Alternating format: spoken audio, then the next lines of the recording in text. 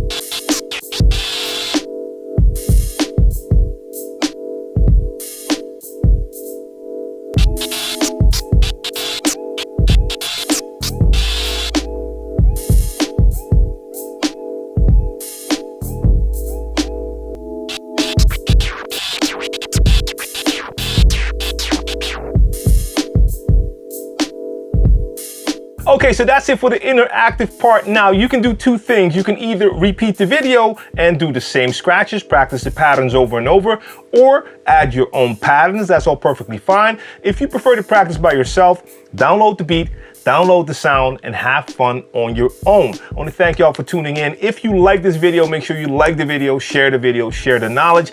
If you want to support this platform to the fullest, make sure you check out djtlmtv.com, my membership site, for some nice perks and extra stuff. Links are in the description box down below. Thank y'all for tuning in, and hopefully I'll see you soon. Peace.